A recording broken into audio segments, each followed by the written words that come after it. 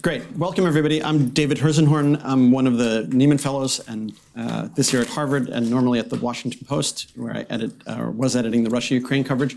This is Tyrone Beason, another Nieman Fellow, who's at the LA Times. We're going to start with quick introductions. We'll introduce ourselves, but our goal with this workshop was really to make it a conversation. So we're going to share a couple of ideas with you, some thoughts on this theme of how to write and edit like the pros, but then really wanted it to be driven by your questions as a conversation.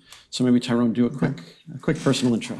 Hello, everybody. Good morning. Thanks for joining us today for what I hope is going to be a constructive conversation. How to write like a pro. When I saw that, I actually giggled when I saw the header, because I'm still learning how to write like a pro at the age of 52 after some 30 years in this business. But I'll just give you a little bit of background about me. I'm from Bowling Green, Kentucky. So, I'm a country boy who moved out to the West Coast after college, went to the University of Kentucky. I was the editor of the college newspaper there, the Kentucky Colonel. And something that I think might be quite interesting for you guys. This is not the first time we've been through the heated culture war moment that you are all seeing playing out on your campuses and that we're seeing play out across the country. In the early 1990s, when I was at UK, this was the era of, don't ask, don't tell. The first movement to secure sort of, LGBTQ rights. The Supreme Court was knocking down sodomy laws. These were issues that were hot and heavy. Flag burning, if anybody has read about that in some of your histories of the United States during sort of the Bush kind of Clinton years. The culture wars are not new. And neither is the challenge that college journalists face in presenting those stories to your audiences, which in some cases is your campuses, but people beyond that, as we're seeing now, where a lot of what's happening on campuses is being co-opted into this larger sort of national narrative. And, I've had to make those kinds of choices, as an editor, and I still have to make those choices, obviously, writing about race and politics and identity, climate, environmental injustice, even today. But, I really am happy to be able to share some of my perspectives on what I've learned, from those trenches to these trenches and how those might be useful to you. But I'm really happy you're here today, and I know it's a tough time for everybody on campuses, and hopefully we'll give you some wisdom and maybe a little bit of inspiration for going out there and doing the good work. And from the University of Kentucky, you went to? And I just completely forgot my whole career. I said it's going to be a conversation. Thank you, David. Good interviewer. Yes, I interned actually at the Lexington Herald-Leader, actually my junior year, and then at the Seattle Times for my second internship. And so they liked me so much, and you'll have to ask them why, that they offered a position. It was called a 3-year internship, but it was like a residency program for people right out of college. This was also a moment when newspapers, thank goodness, had recognized that they needed more youth and diversity in newsrooms themselves. And so, Millie Kwan, who wound up being my editor at the LA Times later on, and a lot of folks at the Seattle Times saw a value in bringing people like me from the South, people who were poor, people who were Black, different parts of the country, into the Seattle Times at that very moment when that city was sort of, developing its reputation as a super cool, hip place. It was the heart of grunge. It was the early days of Amazon and Microsoft and what have you. And so I was thrust into this kind of amazing sort of transformational period in Seattle. And it was that work, as a business reporter, local news reporter, features writer and 11 years as a magazine writer for the Sunday, what is one of the few Sunday magazines still left in the United States in a newspaper, honing my craft as a human interest story, as a lead writer. And so some of those skills that I'm going to talk about today really were sort of I practiced them really there at the Seattle Times, and that's what got me the job at the LA Times covering the 2020 presidential campaign, and the rest you can kind of see in my bio. But so that's kind of the trajectory of my life. 2 newspapers really, in all that time, where I learned all my stuff. So. Great. So I'll give you my quick story, which begins in Queens, New York, where I'm from. Worked on my high school paper at a place called Townsend Harris High School, and started working at a local weekly newspaper called the Queens Courier when I was 14. Went from there to Dartmouth College in Hanover, New Hampshire, where I worked on the D. And maybe my best adventure in journalism ever was that spring of my freshman year, my editor called and said, "We've got an assignment for you. We want you to go undercover and rush SAE."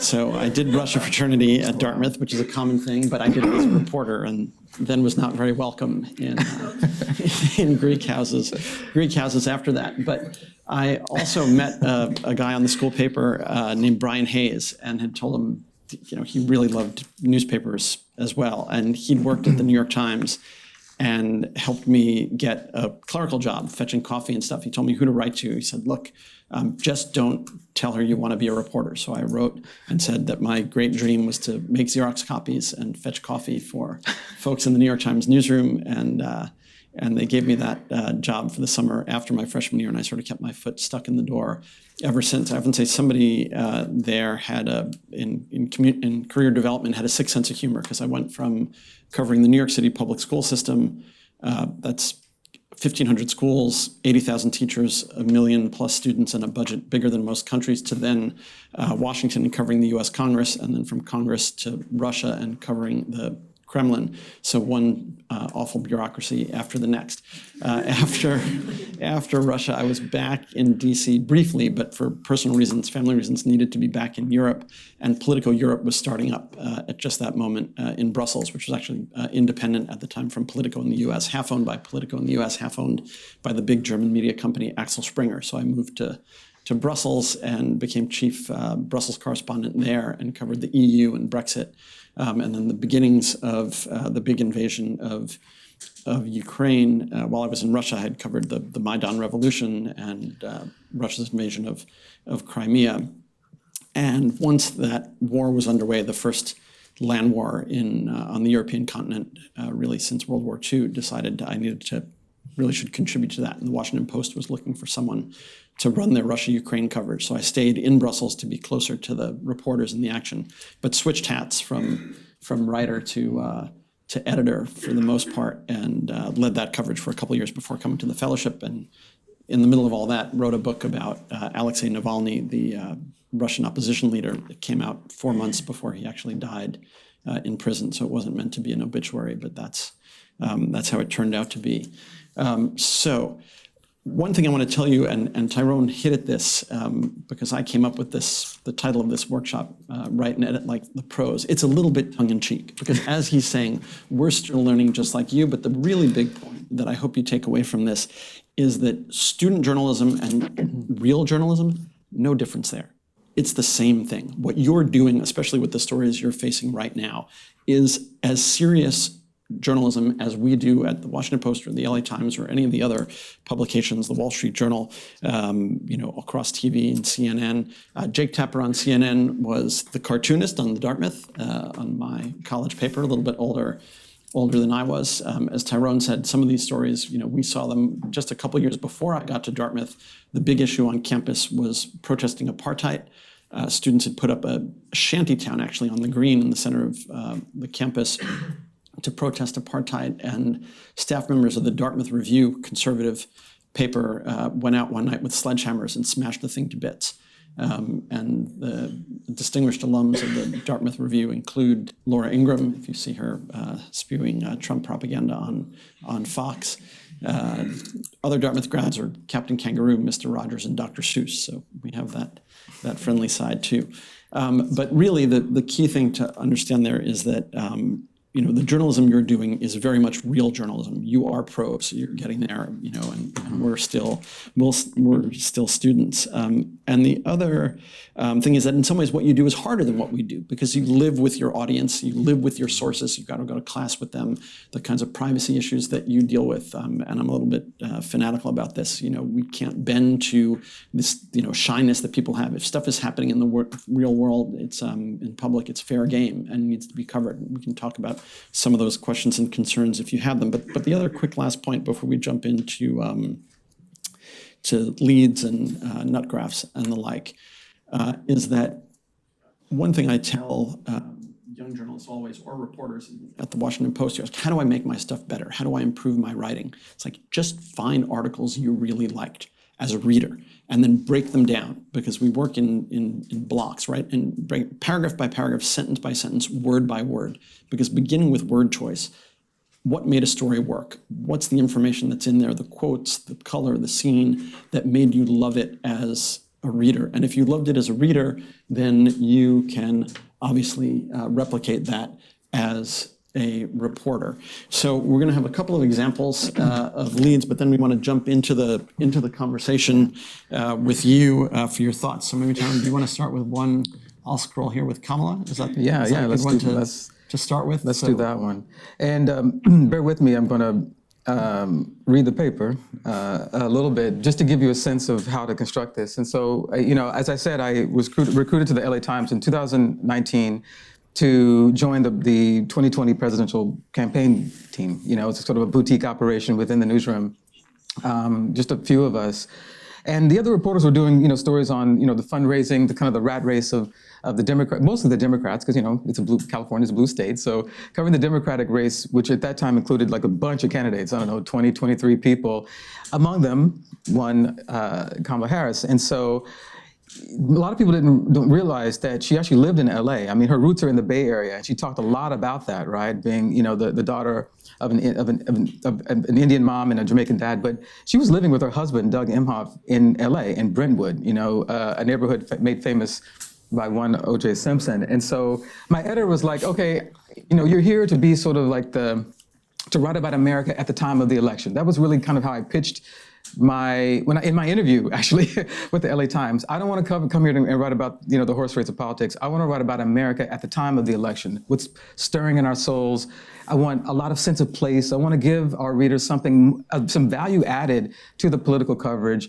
And at the Seattle Times, I'd already built this sort of reputation for my gumshoe reporting, wandering around and letting stories sort of come to me, making connections with interesting people, including the voices of people who aren't often in coverage that we consider to be news and newsworthy. So I tried to put all that to work in my new town, LA. So I took the challenge of getting to know Los Angeles as a sort of my impetus for doing the story. So I roamed around the city like for months, actually, before the story actually published, going to events, walking the streets, knocking on doors, getting a sense of the LA that Kamala Harris might know if she were to do the same thing. Obviously politicians lead a very cloistered life, and I think people in Brentwood would even agree that they live in a very sheltered sort of version of LA. It's super white, whereas LA is super POC, right? Houses sell for $1 or $10 million in Brentwood. Most people are living on hundreds of dollars a month in savings. So I wanted to get a little bit of that. Thousands of people were living on the streets in LA, right? And this place is the home of like Dr. Dre and LeBron James and Dustin Hoffman, and of course someone who could be the next president of the United States. So so that's what I knew, and I'm like, how do I give this to a reader and get it onto A1? So the constellation of neighborhoods and smaller cities that constitute what Americans think of as LA brings to mind lots of competing reference points: towering palms and glistening lowriders, Botox clinics and tattoo parlors, tofu and tacos, gin and juice, earthquakes and uprisings. What isn't necessarily seared into the imagination is Brentwood, an exclusive neighborhood in West Los Angeles where Democratic vice presidential candidate Kamala Harris lives. So the story ran actually after Biden had chosen her. So it was a long time, right? But this once low-key island of privilege isn't as isolated as it used to be. In the year and a half since Harris launched her bid for her party's presidential nomination, the problems of the country she wants to help lead, poverty, racial inequities, climate change, civil discord, have inched closer to her doorstep. In Brentwood, a who's who of entertainment, business, and politics live along the streets that reach up into the steep hills that line the northern fringe of the city. Many of the houses look more like palaces.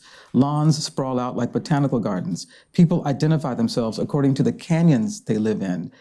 Even though LA is sort of this huge, wide open metropolis, Brentwood is kind of its own pocket, said this guy who used to work for a TV producer. As he walked his dog on a fire road high above Brentwood, Sandler gazed out over the sliver of the Pacific beyond a procession of barren ridges, a breathtaking vision of emptiness in crowded LA. And so what I wanted to give a sense of is the place, right? She speaks with affection about growing up the child of an Indian mother and Jamaican father in the Bay Area, and about joining Alpha Kappa Alpha, a black sorority, while enrolled at Howard University in DC. By comparison, LA feels like a blank space on the map of her life. Harris rarely brings it up during campaign appearances. Her presence comes as a revelation to many fellow Brentwood residents. So again, this is a politics story about someone, somebody who might be the next vice president, right? But my real challenge was to write about the place. Like, what is the ecosystem that makes a politician, that makes a public servant? And she had spoken already a lot about her California roots in the Bay Area. It was my task to write about her new roots in LA, which was my city, our city, the city of the LA Times. So it became a local story, but it was a national story. It's an international story. This person would have made history, and in fact went on to make history to become the first Black, actually mixed race woman, vice president. So there were a lot of challenges there, but I want to give you a sense of what I was trying to do, and I hope you can see that I'm starting from a lot of pop culture references, because when I was writing this, my editor was like, and I think I had a more generic lead, and she was like, this is a generic lead. Like, what would make a reader care about the fact that she lives here? So I thought, that gave me I felt liberated from the typical sort of, lead, nut graph, sort of inverted triangle. She basically said, she actually said, don't worry about that. Make the reader care that she lives here, and make people care about the city itself. So all these reference points are my way, these sort of building blocks to build a relationship to the reader that's different from what you would get in a typical politics story, which is so news heavy, right? This is not about the revelations, in a press conference or something, or, candidates kissing babies and shaking hands. It's about what a candidate is made of and how a place can tell you what's inside of someone who wants to be a public servant. And so I'm so proud of this. It's actually one of the most popular stories and clicked stories that I ever did at the LA Times. Totally surprising to me, because it's not off of any news. It's just about a place. But it kind of shows you how you can make a place rather newsworthy and create sort of an image in the public's mind that there's something beyond the headlines and the nut graph, something that connects the spirit of a place to your own. And so that is always what I'm looking for as a writer, by the way, is something about the human spirit that transcends the news of the day, but it's very rooted in what people are worried about at that moment. As I said, all the sort of the pathos of LA, all of its inequities and problems are in there, but reframed as the story of the place that helped to shape the person who could make history in this way. So, a question for you all, because we're talking to start about leads. Is there anybody who doesn't want to keep reading after that first paragraph? And you don't have to be nice to Tyrone. There's just no way. Right? There's just no way. When you get that lead, and some of it is about the color and the flavor, right? And tofu and tacos, like, people just want to keep going. And when we talk about leads that sparkle, this is what we mean. It's stuff that will reach out and grab a reader by the throat and just bring them in. Yeah. They can't take their eyes off it. They just want to keep going. So we've got a couple of directions we can go in. I'll be a little quicker on leads, because everyone is getting into some of the real meat and potatoes of how we do this and bring these stories to life. But maybe I'll stick with the food theme for a moment. And let's see if I can make that a little bit bigger. You can see the headline, NATO under attack from bad food. This one. Did you write that? Yeah, this one is pretty self-explanatory, right? If NATO is serious about banning chemical weapons, some employees say it should start by shutting down its own cafeteria. You can't, beat it. When somebody gives you the quote, they're the Blackwater, if you remember Blackwater being a mercenary outfit accused of military crimes in Iraq. They're the Blackwater of the catering world, said one NATO official who declined to be identified and expressed fear of even discussing the issue, referencing the private security firm whose guards shot and killed Iraqi civilians who could end up in a dumpster. Wow.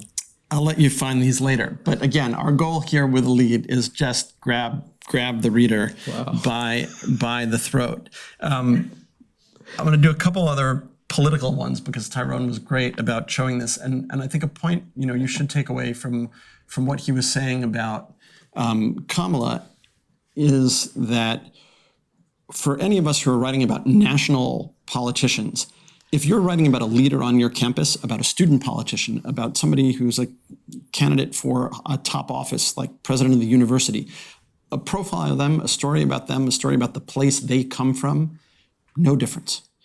as an editor, if I'm looking at that clip and I see that you could write about a student politician or a school administrator or official in that way, I know you can also write about Kamala. You can also write about, in this case, it's John Boehner, the Speaker of the House. But when I was covering him, he was actually about to get that job after a long time. And some of it, as Tyrone did in the Kamala piece, it's about color and texture and the feel, right?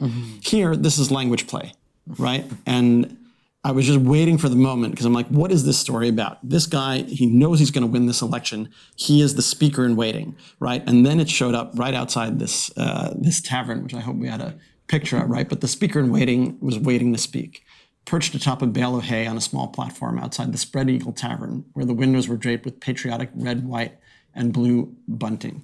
Back in his home state on the weekend before the biggest election of his career, John A. Boehner absent-mindedly flicked a hand through his hair, though it was already perfectly in place. He listened as one local conservative after another railed against Washington and the federal government and the Congress that Mr. Boehner has inhabited for 18 years, only to emerge now, perhaps improbably, as the face of much hungered for change. So the other thing you'll spot parallels in these couple stories is these contrasts that are surprising, right? I mean, this is a guy who's been in Congress for 18 years and suddenly he's Mr. Change. We all know this image of the politician with the perfect hair, right? So some of it is just language play. And when you get a scene like the blue and white, red, white, and blue bunting, you've got a congressional race clearly on your hands. Should we talk about black cowboys for a second, Tyrone? Yeah. Let's see if I can get the headline. I actually want to. Also, I just my hats off to Jason Armand, who's an amazing photographer who's worked with me on some pieces. After the election, I was so frustrated, because I didn't know quite how to carry that sort of thread forward. Just this, writing about the spirit of America, right? And so, Biden had won, but then we had the insurrection, and there was a lot of tension, and I wanted to find new ways to write about the country outside of the politics, but certainly about politicized things, and certainly blackness is a politicized thing. So I launched this series called My Country. That was 2 years of stories. It was an occasional series where I would sort of go into different communities around the country and write about these cultural issues from their point of view, right? And that series ended in 2022 with this piece about my discoveries about the way Black people relate to Western cowboy sort of culture. And I share this because one of the proudest moments of my life, that I got a photograph of an African-American man standing on a horse on the front page of the Sunday LA Times. In a way, it's a small story because, again, this is not earth-shattering news, but it's super important to get stories like this, written by people like me, on the cover of a paper like this. So I'll just read, just because there's a little thing that I do talking about grabbing the reader. This is a very different approach because the whole series is quite personal. And I'll read the disclaimer in a second, but I just want to read this part, actually. Growing up, I couldn't think of a more powerful symbol of the American West than a white man with his horse. Clint Eastwood as cattle driver Rowdy Yates staring me down with his icy gaze, the Lone Ranger crusading against injustice on his stallion silver, President Reagan, a former B-movie cowboy, striking iconic poses for the press in his hat, jeans, and boots at his ranch outside Santa Barbara.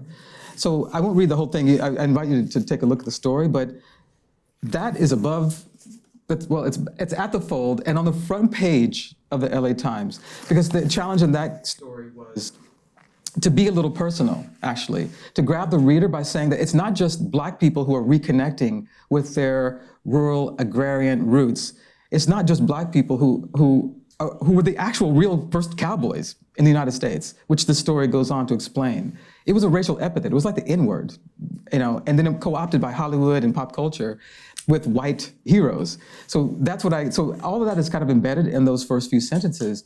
But for me, the way to connect with the reader and to make the story more human, because it's a human interest piece, right? About all these people who are, trail riding and going to rodeos and things like that, all black rodeos, was to sort of tell the reader, I'm coming out of my own ignorance here as well. I'm confronting what I don't know about America and about my own identity as well. So it's a different way to kind of grab the reader I could have done it with the voice of someone else, and in fact, there is someone else in the lead. But at some point, I need to say, wait, hold up, wait a minute. I was like a lot of you, I didn't know either.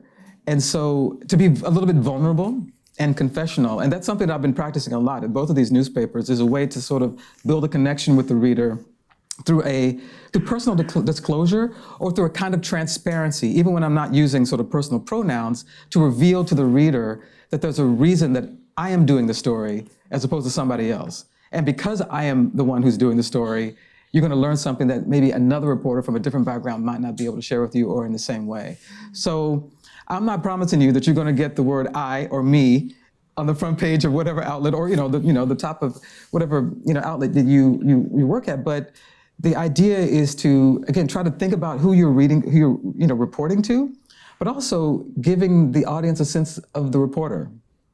And that can be a tool, it can be a technique to craft a lead or a nut graph that feels like it's different from what someone else wouldn't dare to do. So I'm always trying to push the envelope a little bit and see what we can get away with. And luckily I had an editor, Millie, who loved doing that and fighting for me to get these things into A1, but there are different ways to grab the reader, obviously with facts and context, but sometimes the punch that you're talking about or the contrast is suddenly you break through that wall and you're standing in front of the audience like you're one of them. It's a perfect example, and we're now jumping ahead a little bit, but there's your nut graph, right? It's a different kind of nut graph, but this is telling you what is this story all about, and we'll talk more about nut graphs in a moment. I want to just scroll back to the lead, which again, because of the contrast, right? You want to read, Tyrone? Yeah, actually I will do that because, and sorry about that, Ron Jennings grew up in Los Angeles, but he's still country, right down to his cowboy hat and folksy twang. The 42-year-old smiles when recounting the strange looks he got from fellow passengers during his bus rides to his grandfather's horse stable in Gardena, or to participate in rodeos at Griffith Park when he was a teen. The cowboy hat, the bell clanging against the rodeo gear in his bull bag, he came across as an oddity in the city, even more so because he was black. Reactions were different when he rode horses down Crenshaw and Martin Luther King Boulevards, or to Lamert Park, all very, very black neighborhoods, you can probably guess. Neighbors excitedly waved and honked their horns as he moseyed alongside lowriders. Now Jennings operates a youth bull riding academy at his home in Drupa Valley, and his 12-year-old son, Andrew, is a rising rodeo star in his own right. So that was kind of the setup for saying, hold up, wait a minute, I am the story that I'm reporting in a way, but the color, setting you in place. Also, LA's my city, so I've actually seen these people riding through. So to be able to encounter these people, you get a sense of the as you move through the piece, the sense of the wonder and amazement the reporter senses as they learn something new about America, the West, and themselves. But it starts in a place with a person, and these contrasts, right? This black cowboy who, just by being black and riding a horse or being a rodeo star, presents a different America than the one that you thought you knew or the one that you saw in the movies like myself. That's great. So one more quick political example from the days I was covering Congress. And as Tyrone is starting to say, some of these leads and nut graphs are hard to get into big fancy newspapers like the LA Times or the New York Times. This is one that when Dean Baquet, the executive editor, actually issued a command: do not touch this lead, because knowing that the editor's first instinct was going to kill this, right? But I'm sure y'all know. It survived. Of the three most recognizable Barneys in America, one is a singing purple dinosaur, another is a prehistoric cartoon character, and the third is a gay congressman from Massachusetts. Representative Barney Frank, the Massachusetts Democrat, is as closely tied to the issue of gay rights as Barney Rubble is to Fred Flintstone. But recently, Mr. Frank has been under siege by gay rights groups. And you get where the story is coming from there. A guy in Congress who was, in fact, the best possible friend of the LGBTQ community was under attack, as often happens, for not doing enough. As friendly as, he's now retired, Barney Frank was to his constituents, gay or otherwise, he was vicious with reporters. Just beat the hell out of us. You'd ask him a question and just scream at you or tell you how stupid you were. Nancy Pelosi tells a great story about calling him when she was a young congresswoman. She was outraged by something a Republican was saying on the floor. He says to her, "Well, what the F do you want me to do about it?" And hung up on her. And she said he taught her that, it's problem, solution, timing. Those are the issues. So here again, we're talking about examples of leads that you can find ways to connect with readers. You can't always get away with playing on names or cartoon images, but sometimes you can. We'll switch gears for a second to an example of a nut graph, but also I'll give you one more lead, and then we'll go do a nut graph. This is one I did from a city called Veliki Novgorod in northwestern Russia, which is a place that happens to have amazing archaeological finds because of the mud there that preserves stuff, the same way that the lava did in Pompeii. The note from father to son was the sort of routine shopping list that today would be dashed off on a smartphone. In 14th century Russia, it was etched into the bark of a birch tree and curled into a scroll. Send me a shirt, towel, trousers, reins, and from my sister send fabric. The father, whose name was Onus, wrote to his son Danilo. In the block letters of old Novgorod language, a precursor to Russian, neatly carved into the wood with a stylus. Onus ended with a bit of humor. If I'm alive, he wrote, I'll pay for it. So again, just bringing people into it, this kind of discord between the idea of what we would tap out on an iPhone now versus what got carved into bark. And if you grow up in Russia, you get taught this stuff in elementary school, that there were birch bark was used basically as papyrus, as a writing tool. But for Americans, this was mind-blowing and ended up on A1 of the New York Times. So I'm going to switch gears for a quick second to one that is both about nut graphs, but also, as we mentioned in kind of the description I think we did of the workshop, how to write analysis that doesn't veer into opinion, because that's a fine line. And again, an interesting point that Tyrone was making there with the Black Cowboy piece is that he's in the story, but he's not messing with the story. It's not his opinion. It's not his, he's just a set of eyes that sort of mirror the reader's experience, but it isn't tilting the story away from its truth-telling or its objectivity. And we can have more of a discussion about the difference between truth-telling and objectivity. But here, this is a piece I did at Politico shortly after the war crimes and atrocities evidence was discovered in Bucha and other towns north of Kiev. And obviously, as a human being, I'm outraged by war crimes and atrocities. As a news reporter, I don't want to be preaching to people and telling them, how to behave or how to think about stuff.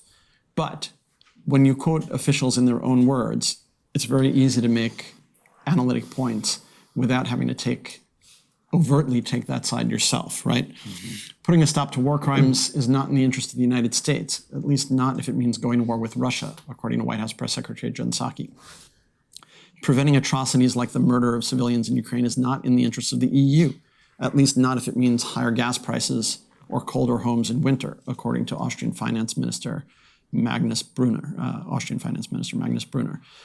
The evidence of brutal killings and torture by Russian forces in Bucha, a town on the outskirts of Kiev, has drawn gasping proclamations of outrage and dismay at the highest levels of government.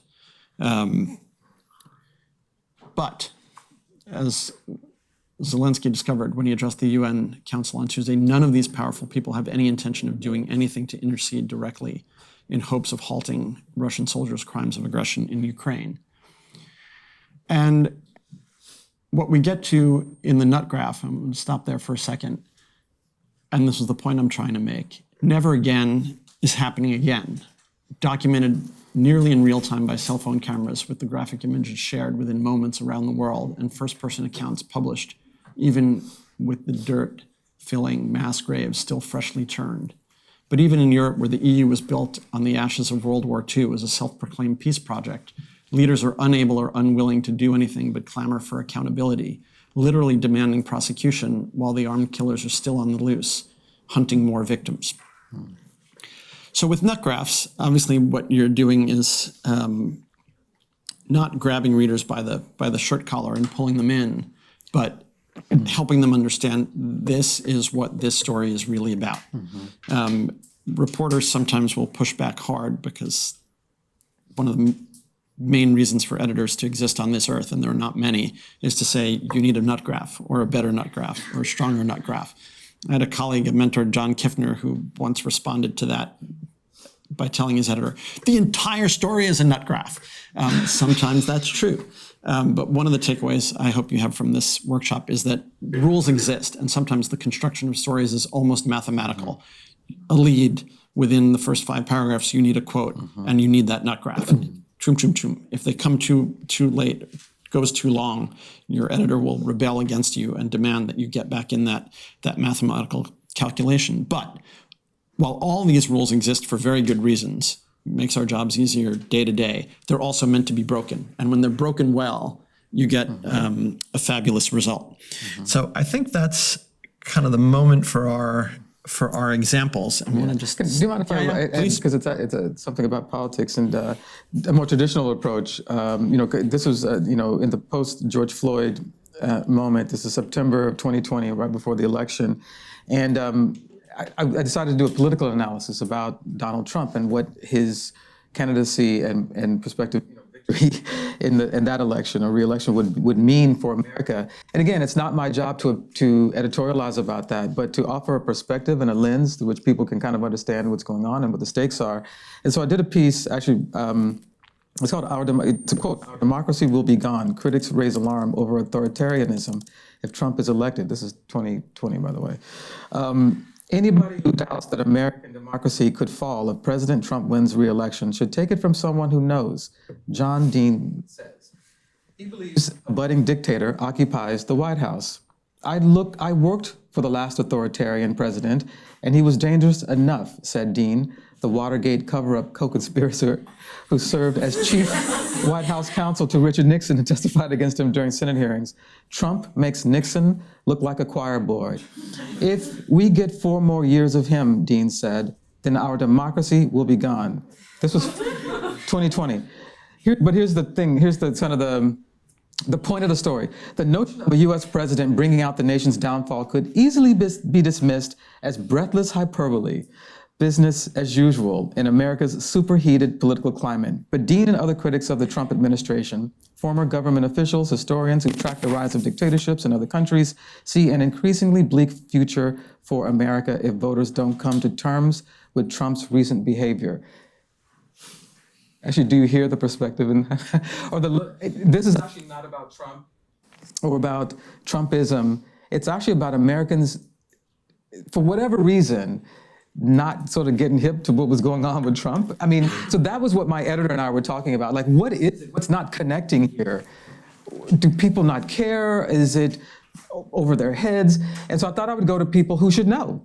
Actually, also General Michael Hayden, a retired general, one of the architects of the torture policy after September 11th, talked to me. Was sick from a stroke, and struggled and came and broke down in tears on the phone with me, talking about how Trump was going to bring about the downfall of America. And this is a person who was one of the enemies of the left, during another time, who himself was worried about Donald Trump. So I found Republicans mostly to talk about what it was like for one of their folks actually to bring about the downfall of democracy and the kind of inner struggle that kind of prompted inside of them. But really it was about, does America see what's going on? Is there something wrong? Am I just sort of riding to the winds here? And out of that frustration came this story. Let's go talk to some people who've been through this before. But it's a way, again, with a nut graph to kind of take it out of, well, Trump is a racist, he's all of these things, but where goes democracy, with the times we're living in? And it's funny to read this now. It's like, because we're going through exactly that. I mean, they were right, actually. I didn't know they were going to be so right, but they were. So that, again, this is it's a more traditional way of doing a news story, a political story, but even with that, there's a little bit of a punch to it, a little spice that can bring the reader in without sort of showing all my cards about how I feel about the guy, it's because it's not the point, right? And without anybody being able to dismiss it and say, oh, this is just Tyrone Beason saying. Yeah, because you don't want people to, exactly. ask John Dean. So let's open it up to questions. I promised also we'd do a little bit on editing, and I'm happy to do that. How to edit and preserve a writer's voice. I'll say one quick word about that, and then let's do Q&A. I mean, the easiest way is to look at a story and really think about what the writer is trying to do, and respect some of the things that are a writer's prerogative, word choice being one of them. There are times when words are wrong, right? And I had an interesting conversation with editors from the Columbia Spectator who were getting some static from their administration about using the word acquiescence to describe how the university was bowing to Trump. Acquiescence seems like exactly the right word, although the Crimson Tilly made a case for capitulation, which could also work. So, there are times when an editor has to step in and say, like, no, don't use that word. It's a little too charged. It's a little off key. But generally speaking, you can rework a piece, keeping a lot of language and helping with structure and framing in a way that, someone doesn't come away thinking, I don't want my byline on that anymore because it's lost my voice. And that, as an editor, that's something I'm always thinking about. It's like, okay, it starts by, looking at what was this reporter trying to do? What were they trying to do as a writer? It might not have succeeded. Also giving them a chance to go back and do it themselves. If you can explain what's wrong. So you'll find if you talk to me enough that I'm quite a self-hating editor. I spent my entire career as a reporter hating editors, and I became an editor. I hate editors and reporters now. It's just part of the game. But I do believe that editors have to do two things. First is start in medical terms with a Hippocratic oath. Like, first, do no harm. When a story is getting edited, it should get better, not worse. And if people think it's getting worse, that's a problem. We're failing at some problem. Like, first, do no harm. And then, in principle, an editor should be able to explain every change they're making. Yeah. As a reporter, you don't necessarily want to waste your time or their time demanding an explanation for every single change, especially if you look at it and you're like, wow, that's just better. Right? Okay, take the win and let's move on. But if you really don't understand it, ask, and an editor should be able to justify it and defend it. And if they can't, then they need to rethink. Did they need to mess with that part of your copy? And there are times actually when I don't know why I'm editing something a certain way, and if a reporter challenges me on that, it's a good exercise. There's a reason, and when I'm forced to articulate it, sometimes I'm even more certain that it has to change than before, and then the reporter's not getting what they want, which is to go back to the bad way they wrote it in the first place. But but there's sometimes you just know it because this is not, as Tyrone said at the outset, pros not pros, students not students. It is not a science, and one of the few bits of real news we get are those folks who are lucky enough to cover science, that really new stuff happens. Otherwise, when you're in politics and everything else, similar stuff has happened before, and you can go back and find people who've seen it, and they help you with that analysis. So we're going to stop there. Open it up for questions. Please give us a quick introduction. I've met a few of you, but tell us where you're from and what school, and start right there. Hi, I'm Shay. I'm originally from Colorado, and I'm the editor-in-chief of the Columbia Spectator. You mentioned that it can sometimes be a fine line between news analysis and opinion, and I'm wondering, especially with what's going on politically and thinking about the 2024 election, if you've ever read news analysis that you think veers too far into opinion, and where you think that line might be drawn.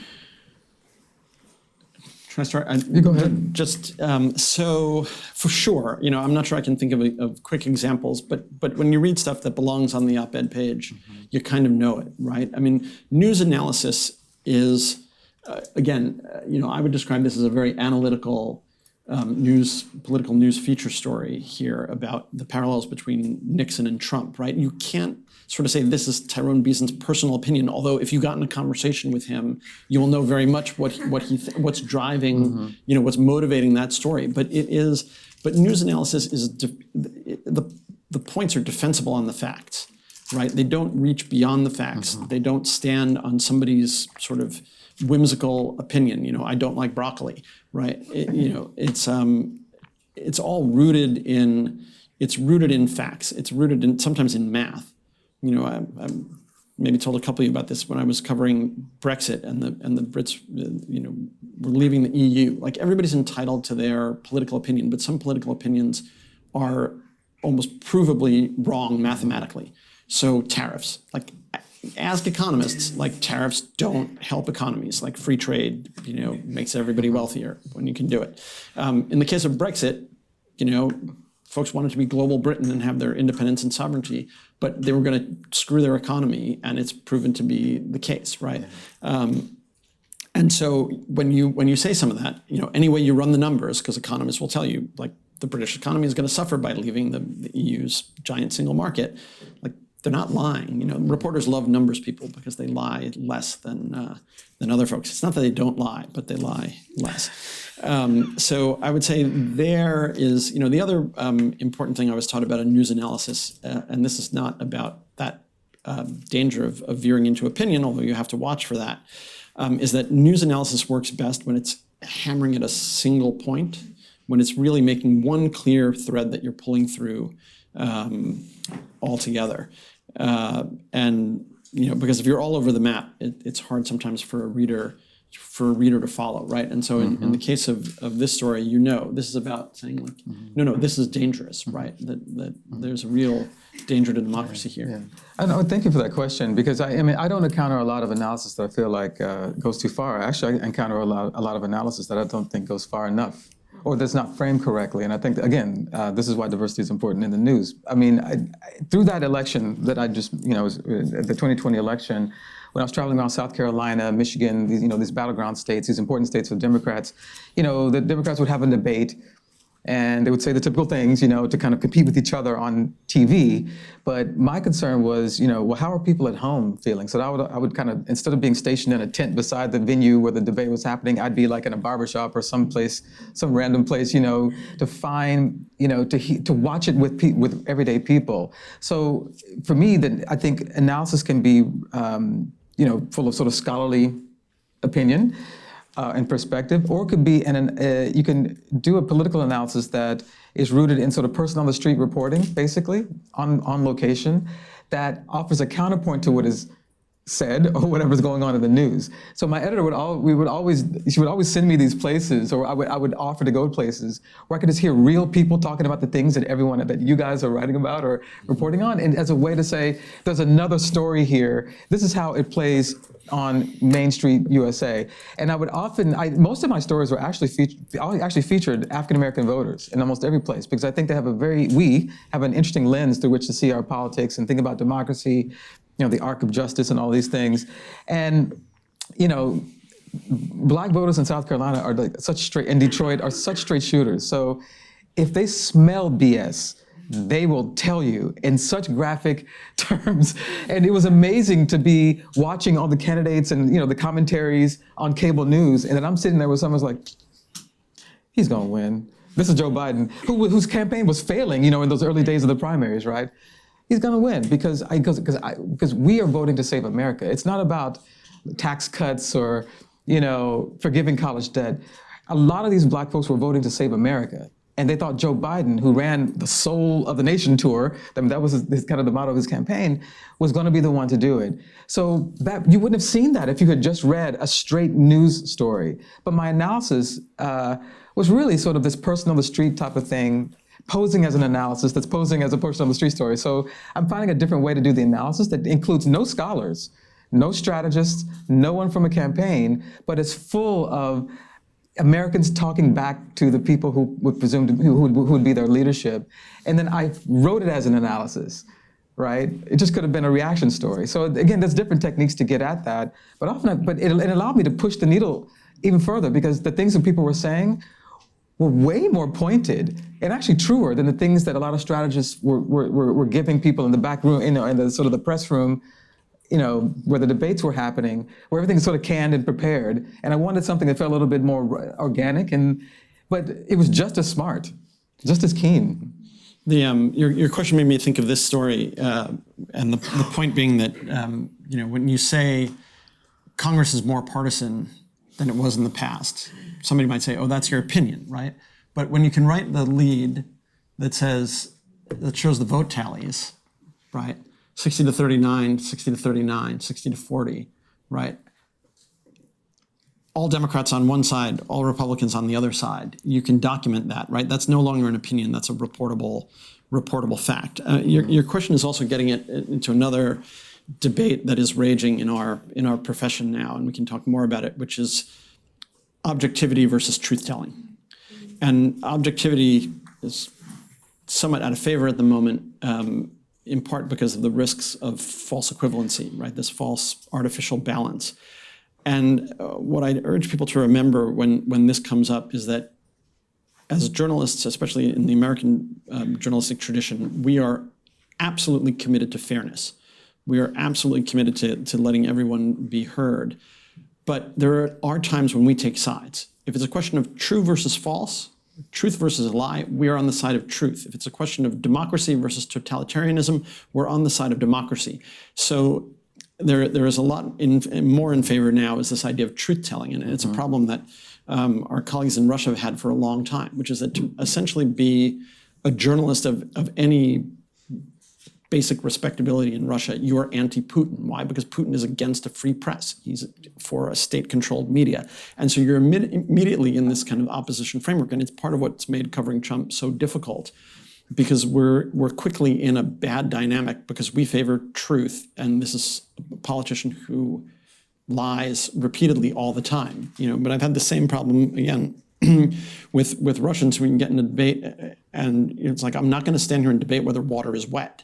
Like there are facts, and so there are times when you're called upon to do truth telling, because objectivity, sort of hearing out the flat earthers, is not a service to readers, right? That's actually a disservice. So you have to be able to also have confidence to say, look, we're going to put aside the complete BS and the lies and the propaganda, and we're going to stay in the real world. Thank you for sharing that, because it's true. Also with Trump and racism, I mean, I never started a story wondering whether he was or wasn't. And I never pitched a story to my bosses that made it so that kind of equivocated. I mean, I was very clear that that's the foundation upon which I'm going to build the reporting, not whether or not what he's doing is racist or misogynistic or what have you. So these, even in the straight up news reporting, it didn't start from some place of questioning about things that were already established to be true, which sometimes we do, just to play it safe, I think, in our business, to not to venture too far. But at that point, the record was pretty clear on his lies and his racist remarks. So my editor and I, we talk it out. It's not something that I just sort of impose on the story. We work it out and we figure out the best way to present this information so that it has a kind of an analytical lens, but it doesn't start from square one and give you racism 101 or Trump 101. These are things that we know to be true about him. Let's build a story from here and build it. And so to make it and that makes the analysis not just more sophisticated, but also just more pointed, and again, a kind of truth-telling that goes beyond just sort of stating the facts, which were already established. Questions? In the middle. Hi. Yeah. Hi. My name is Sydney. I'm from Seattle, so. Oh, cool. I thought I heard a shout back there. Yeah, they didn't want me this summer, but the medium wants me, so that's good. Keep it up. Awesome. Yeah. I'm the managing editor of The Hilltop at Howard University. And my question is, something that you said, Mr. Beason, kind of made me think of it with the Kamala article, how you said you kind of started out with a generic lead, but then over time it became something wonderful. Yeah. So how many drafts and edits do you guys go through to get to things like this? And then also, what do you do in your reporting that yields a final product like that? Well, I'll start with that. A lot of tears, a lot of time. Literally, I write a lot. Again, I write a lot of stories that involve soul searching, personal, and soul searching that I invite people in communities to do with me. So even the interviews are really, really tough. And sometimes I would call my editor from the phone, on the phone, because during COVID, it's like I didn't even see my editor for like 2 years, actually, in person, and And the excitement or the righteous indignation that she heard in the phone, that's what she wanted to see in the piece. And when she didn't see it there, she's like, Tyrone, there's not enough of you here, which is something you don't get very much actually in this business, certainly not in politics. But that's why she had me on the team, because the other people would play it straight. She wanted me to be the journalist at large in a conflicted country, trying to understand the conflict within himself as he tries to understand it within other people. So if she didn't get that, it wasn't going to run. And she would say, take some time. Come back to me next week. Again, you're not going to always get this from an editor, Come back to me when you feel like it's ready. But what she wanted me to do was to go inside of myself. I had the material. She's like, it's all here. You got some great stuff here. This is beautiful. But the way you've organized it, I don't know that the reader gets the thing that I felt when you told me about it on the phone. And it's this thing you're talking about. It's almost an unknowable. You just know it. You just feel it that it's not when it's not there, and you know when it's there. There's a quality that transcends the information, right? And it's a truth that goes beyond the facts. And that's, to me, so when I'm having that struggle, it's like, okay, well, what is she looking for? She's looking for something that doesn't just hold up today, but that stands the test of time. Someone could read this 100 years from now and feel what the reporter felt and hear the voices of the people in that place and understand that place and America's sort of idea of itself. So I would always reach for the stars to get something, to fulfill a very simple request. Make the lead and nut graph better. So it was always going for the epic, but using all those intimate details, and that would always save me. So as you see, some of these stories start with something kind of intimate or like a very small scene, and then at some point it's writ large. And so that's just my way of doing that. And sometimes it's just me saying, hey guys, I'm struggling too, in the text, right? Again, you won't always have the luxury of being able to do that, but you can find someone in the communities you're covering or someone who has that sense of, man, I don't know what the answers are. And that's often a way to get a reader to engage, because they're often confused or overwhelmed by the news, And so just think about that. Like, what is it that makes you feel so passionate about the thing? Is there something in your notes, or is there something you can go back to in that community or with another phone call or conversation that can get you that thing that connects the dots in a way that's just more than, assembling facts? It's, my quick answer to your question is another question, which is how much time do we have, right? Because the editing and the rewriting and the revision, as many as it takes until you get it. Sometimes, like with making a movie, right? You got it on the first take. It's like, cut, like, great. Other times you have to just keep going. But this is journalism. Sometimes we've only got, 2 hours. Oh, 30 minutes. Or less. Sitting in your car, writing the story. If that's what we've got, then you go. But I had a mentor, Sarah Reimer, at the New York Times, who she would go back and sometimes interview the same people, 20, 30 times. If you've got the luxury of time on a feature story, just to hear them say it a different way, just to get it. One more time, because people, you're coming at people the first time, right? So one more conversation. Also, it renews your commitment to that community to get their voices and make sure that they're really thoroughly represented, and so, yeah. Question? Hi. Yeah, go ahead. Sorry. My name's Charlotte. I'm from New York City. I'm Hey. chief of the D. So I would love to hear a little bit more about the distinction between objectivity and truth-telling. I think that's really relevant today, especially in the academic context. Sure. Like Dartmouth often, or not often, but recently has been sort of relying on its policy of institutional restraint as a way of saying, like, we wash our hands of everything political that's happening right now. And that, to me, seems like relying on the objectivity grounds as opposed to the truth-telling grounds as a way to sort of like alleviate itself of any implication or any responsibility in the political climate. So if you could talk a little bit more about that distinction. Yeah. I want to say something really quickly, just playing on what you said, the truth-telling. The truth of a lot of American institutions, academic, corporate, political, social, is that quite often when tested, there's a retrenchment. And so the meta-truth is that when institutions face these kinds of pressures, whether, and with Trump, it's like monetary, it's ideological, it's a lot of things. It's the threat of people literally being taken off the streets. The story to me is how institutions respond when called on to rise to the occasion and when a lot of people feel like they don't, especially students on campus in this particular context. That to me is a story. I mean, if I were the editor of any of your papers, it would be about how are we responding to this moment, and what does it mean that we respond in this way? So you can take some, at the end of that, you can have all the individual examples, right, of how Columbia responded, Dartmouth, but the idea is to think about how institutions are called upon, as they were, say, after George Floyd's murder. Remember, everybody was saying Black Lives Matter, hashtag, hashtag, hashtag. Look at where we are now. That's a story. That's the meta story.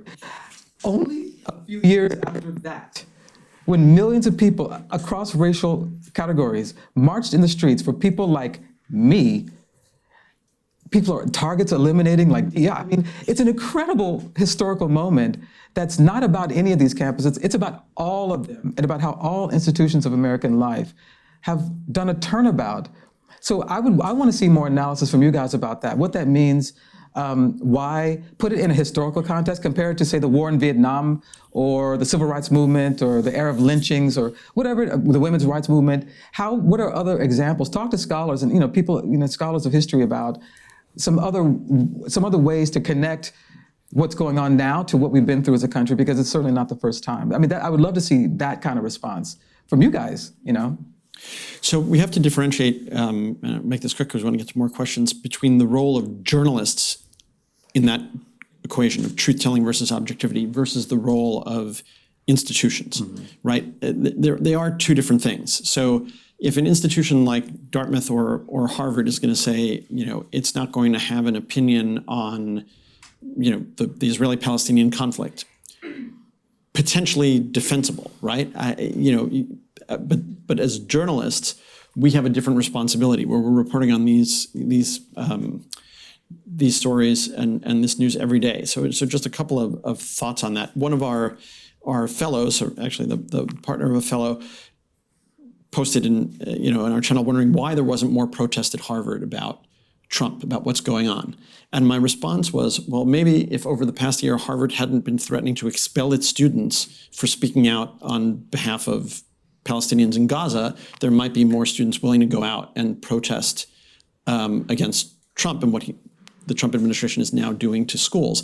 Going at that factual debate and that reality, holding Harvard to account for that, is in the truth-telling realm. We're not taking sides one way or another. You're looking at what, so take an example that I know very well at Dartmouth. The president of Dartmouth, when I was a student there, James O. Friedman, at one point stood up and gave what at the time was an astonishing speech acknowledging the legacy of anti-Semitism in admissions at Dartmouth and other Ivy League schools, and essentially making an apology and pointing out that there were quotas, that there were literally quotes that they could find in correspondence between the college president and alumni donors saying, the campus student body can't get too Jewish. I mean, it was fractions to begin with. And by taking that moral stand, it prompted Harvard and Princeton and other Ivy League schools and other schools around the country to come out and also acknowledge that legacy, right? The institutional role in objectivity and truth-telling is different from the journalist role, but they're related. And I think, as Tyrone was telling you, it would be fascinating to see student journalists, again, not differentiating much between what we do and what you do, holding institutions to account for these decisions, right? And figuring out where, again, whether they're doing the right thing or the wrong thing, that's for the editorial page. But what they're actually doing, the choices that they're making, that's for news coverage. I wanted to show you one quick thing on this story because it also reminded me that we were going to talk about kickers. So this was a story I did that kind of turning some things on its head. People forget that the biggest killers on earth are heads of state and government.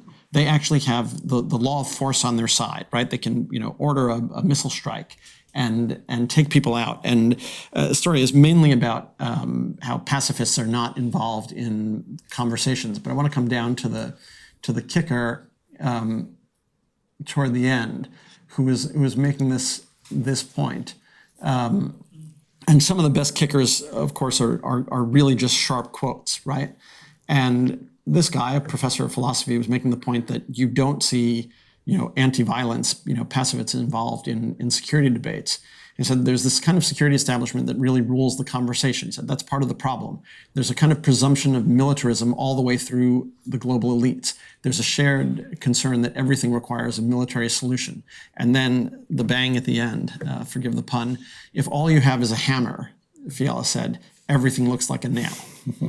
Right, and so again, ending your stories is almost as important as the ways you start them. Finding a way out that sort of leaves the reader with something to stick in their mind. Yeah. But other questions, because we're going to run out of time. Why don't we go all the way on the end and try to come back, and we'll try to be quicker. Yeah, go ahead. Hi, my name is Ethan. I'm a news editor at the Brown Daily Herald, and I was I want to go back to something you said earlier about how it's like a disservice to readers to kind of give room to flat earthers or give the same credence equivalent, flat earthers and their political equivalents. But like when half the country essentially and potentially half of your readers they support it, to some degree or another, like someone who, in a political sense, you may classify as a flat earther, or specific claims that they make, and they vote based off of these flat earth claims, and they protest based off of them, and they make their decisions around them. Like, who's the readership that you're trying to do a service to, and how do you balance that without alienating or excluding really half of America? I'll take it because I was going to say that really quick. So yes, there's a temptation to be like, the readers suck, forget them, right? And then we're jobless and trying to figure out how to pay the bills, right? So what I would say is you've got to make a differentiation there. You know, half of the country, or a little more than, slightly more than half of the country, is allowed to vote for the candidate of their choice, despite the fact that he is a flat earther and is telling them provable lies. That's okay. But what they can't do is insist that the earth is flat. Like that just doesn't, that will not fly, right? That's so you have to start with sort of separating that out. Now, I had an editor at the New York Times, Joyce Pernick, who what she liked to say, something she liked to say all the time was, the readers eventually figure out what we know, it just takes them longer. So just because the country has decided it likes a candidate or is willing to look past the rapes and the frauds and the criminal activity and everything else and put someone in the Oval Office with that track record, doesn't mean that we stop doing our jobs and reporting all these things that have happened, right? So, again, sticking with truth-telling for the moment, Arab American voters in some swing states, including Michigan, were extremely important to Trump's victory. And within 3 weeks, he went out and proposed taking over Gaza, creating, Gaza Lago or whatever you want to call it, and removing, 2 million people from the tiny smidgen of land that they've been calling home. 2 million people requires 3 cities the size of Boston. Where are you going to put them? But guess what? Arab American voters in Michigan quickly realized they had been betrayed. Whatever they thought they were getting, not what they wanted. And so again, we have to kind of clear out the noise and just keep going. Again, they can vote for a flat earther if they want. It doesn't mean the earth is flat. And they can vote for a rapist if they want. It doesn't mean that rape is okay. We can go through that whole line. There were other questions on that side of the room. Go ahead. Hi, I'm Caroline from the Harvard Crimson, and I was wondering, how do you balance creating interesting and non-generic leads while also understanding that many readers don't make it past the first few grafs of the story? Getting that most important part across. Yeah, well, it's trial and error always, right? And it's many times, we'll change a headline in particular, because sometimes it's not even the lead, it's the headline, as people are on the scroll. And my editor at the LA Times was always keen to hit me up if she felt like the story wasn't getting enough hits. Maybe it's the headline.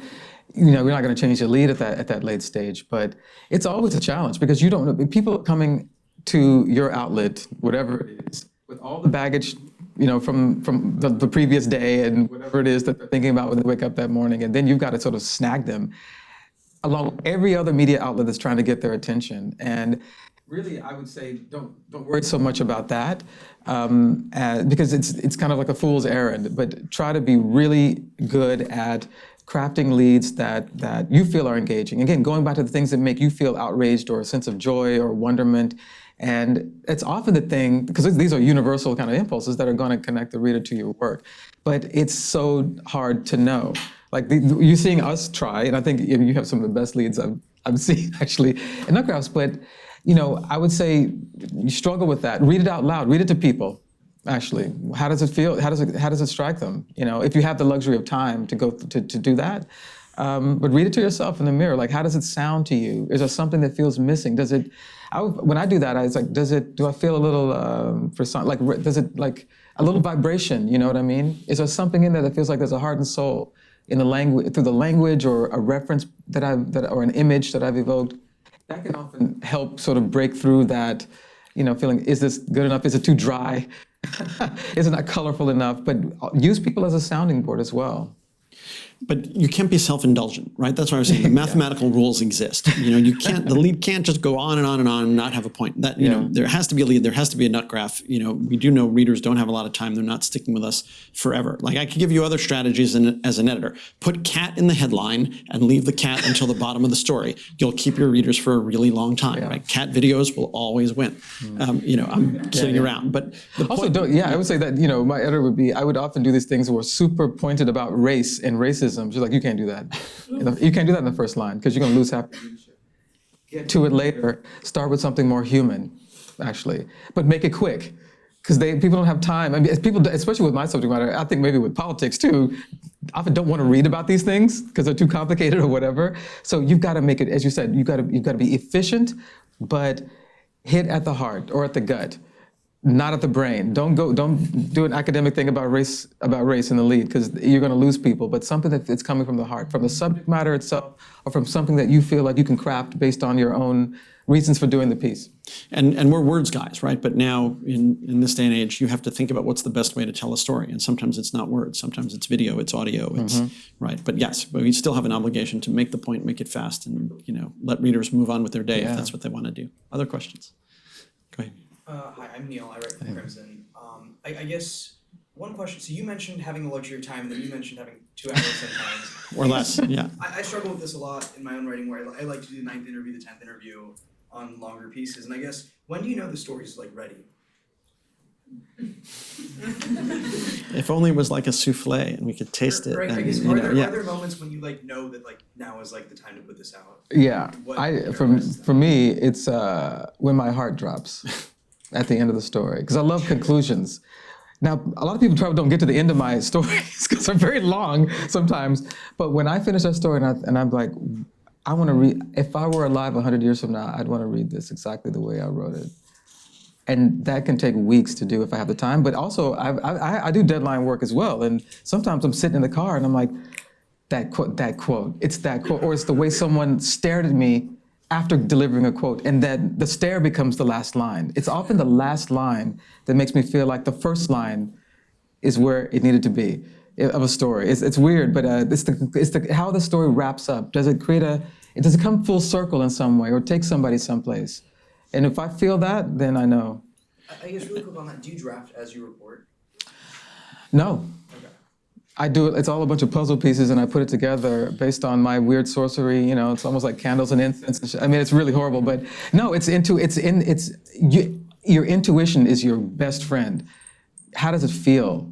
Do you feel something stir inside of you? Not because of your beautiful words, but because of the contents, the content, something about that thing. So it's all that. But I don't I don't do that, actually. I do the reporting, meditate on it and all this, and then if I have to write it quickly, I'll write it quickly. If I've got the luxury of time, it's the same process. But does this feel like something I'm going to want to read long after it's published? If intuition is your best friend, deadlines are your frenemy. You need them. You might hate them, but you need them. And one of the dangers, again, you can't be self-indulgent, is if you're looking at the calendar and you're like, this subject is not going to be relevant anymore. We keep going and perfect it. But we'd be writing a book for a library. There was a question here? Nope. Stolen. Oh, terrible. Okay, go quick. We're almost done. And we're going to jump to the back. I'm Elise, I'm a reporter for the Crimson. You guys have been talking about timelines a lot, right? And the times when you have an hour to write a story. I guess when it comes to leads, I know myself, I fall into, I have this formulaic lead that I know exactly where I'm gonna put all the information when I'm writing a really fast-paced daily story or a breaker. But how do you make the leads of your breakers interesting? How do you employ the tactics you would use in other stories to try to bring a reader into a piece of news that you just need to publish, but that they might not otherwise care about? A good quote. I mean, I do this. I mean, with politics writing, when there's something happening and you want to put yourself out embed yourself in a community. Often I'll just walk the street, literally walk the street, and talk to people at bus stops or at the community center. Did you hear about this? Here's what's going on here. And often it's quite new, it's new information. But what I want is the immediate gut level reaction to things that are absolutely absurd, because there's a lot of absurdity in sort of this political era. I want a response that feels like a kind of WTF moment. Mm-hmm. And then that could be a feed that goes into someone else's bigger story, or I can build it out into my own. But a moment of what? I mean, that can often save me with those really quick hit type things that could be, again, fed into someone else's broader piece, so that it will turn into a short story to turn around and get it online right away. But I guess what I would say to that is, like, you've got to move fast. So sometimes you have to fall back on the, who, what, when, where, why, how, right? and starting with the most relevant one. But the other is to be open to it, right? If the and be willing to experiment. There was a story once in the New York Times. The lead was a single word: rats.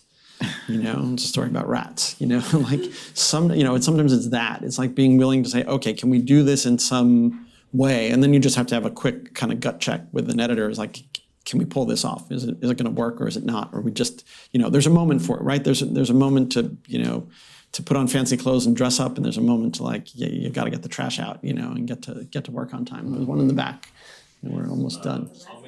All right. I'll make this quick, because this is not necessarily super related, because my name is Daniel. I'm an opinion editor and opinion writer at the Massachusetts Daily Collegian at UMass Amherst. A lot of these things I think can apply, but I'm not quite sure, because opinion is a little bit separate from news reporting. But we have this sort of situation in our opinion room right now, where there's a lot of stories coming in that are intentionally inflammatory and don't really bring readers in and have a story and a perspective. They're just kind of being thrown out there, and that's kind of also the attitude of the heads in the section. So stories are going out that don't have enough meat, in my opinion. Obviously, I have opinions. But like the idea of having a story, having human spirit, does that apply to an opinion? Does leading into an opinion have merits for retention and instead of just completely remaining objective, having those perspectives while still crafting something that is purposeful and does something? I think so. I mean, I started actually journalism not in high school as the editorial page editor and cartoonist in Bowling Green at the Purple Gem, and then I, of course, I wrote editorials there, and I wrote some for the Lexington Herald Leader when I was in college. But and then, of course, I'm writing these reported essays. Basically, my entire career is reported essays when I think about it, and the humanity part. Everybody's got an opinion or a perspective, but what makes yours distinct? And it's often your personal, what you're bringing to the opinion. It's all the things that happened in your life that led you to it. So that's something I always lean on. It's like people don't necessarily need to have my perspective. There are people much smarter than I am, but what they want is a lens through which to see the life of the country. And so when you're seeing that, maybe if you have the chance to talk to that writer, to kind of get a little bit more of that, because again, it's like a lot of people are throwing out a lot of views right now, but what connects sort of them to the democratic process that they're sort of questioning? I imagine it's a lot about what's going on, politically here. It's the humanity part, it's the citizen part. And so if you can get a little bit of that in there, it helps to kind of bring the temperature down so that other people can access that perspective. But also it's just a way of, it's a great way for the opinion page to engage with the public. Outside of just sort of showering them with the views of others, Right. Just because it's inflammatory, it also has to be fresh. It has to be interesting. It has to be relevant. If there's been, 6 other, columns on the same topic, sorry. Even if it's the most inflammatory, the 7th one is the most inflammatory. Again, off our area of expertise, a little bit, but a lot of the same rules apply, with the difference being you can obviously take an opinion article a lot further. But just, my guidance would be on that is, like, inflammatory is not enough to make it publishable. Yeah. Like, no, it's got to really be an original thought. It's got to make the argument in a cogent way. It's got to take us to a place that that previous work hasn't, because space is limited, time is limited, and we just keep hitting the same notes over and over again. That's great. Yeah. What does it add to the conversation? Yeah, you got to add something new and different to the conversation, and not just set off a stink bomb. That's funny once in a while, but it gets old real quick, right? If it's all there is, yeah. It does. Well, thanks all for your great questions. Thank you guys.